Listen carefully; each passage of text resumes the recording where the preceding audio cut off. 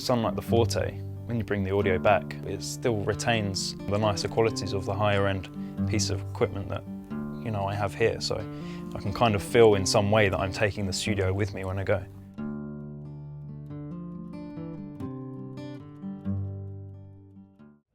Hi, I'm here with Sound on Sound with Phil from Eve Audio. Now, Eve Audio are quite a young company, but they've already got a wide range of speakers. Phil, do you want to tell us a bit more about what's new? Yeah, hi Will. Frankfurt 2013, we have two new models that really complete the Eve Audio SC range, the Silvercone range. Last year we released and launched the two ways, ranging from a 4-inch driver up to the SC freeways, the 5-inch and the 7-inch drivers, and now we have the 4-ways. Great. Okay, so really it's really completing the picture, if you like. So the two 4-way models is the SC408 and the SC407. So on the 407 we have a dual 7-inch driver, and then we have the 4-inch mid-range driver and the RS3 AMT tweeter, ribbon Excellent. tweeter. So do these run with any kind of sub as well, or? Yeah, so essentially we are launching the subwoofer range as well at Frankfurt. There are 4 models. We have the TS107, the TS108, the TS110 and the TS112. And that really allows it to mix and match between all the different 2, 3 and 4-way models and the different size subs. So the code obviously denotes the size of the driver on the subwoofer. Yeah, sure. All right. So the great thing is that it integrates very well with the subwoofer, so that you can using an infrared remote control. You can then use you can go full range on the satellite, or you can go 2.1 incorporating the subwoofer. And it switches between the two different modes.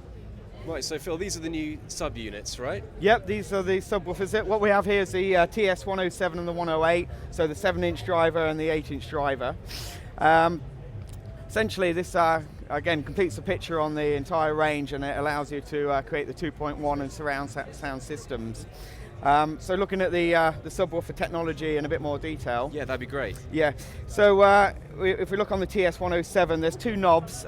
We have the system volume, which covers the whole 2.1 volume. There's a dedicated subwoofer volume there as well. You'll notice that there is an infrared light there that allows for remote control operation. So on that remote control, you'll have access to the phase, you'll have access to going full range on the satellites, or 2.1 complete with the subwoofer, which is quite handy if you're sort of referencing back to your satellite mix and then want to incorporate your subwoofer. Yeah, sure. And talking about the technology, there's a passive radiator inside these. Do you want to talk us through that? Yeah, we've employed the passive radiator into the subwoofers, really to just tighten up that bottom end frequency response. Obviously, as the driver pushes in, the passive radiator exerts, and that gives a very clean balance on the frequency bandwidth. Right. Better than the ported design?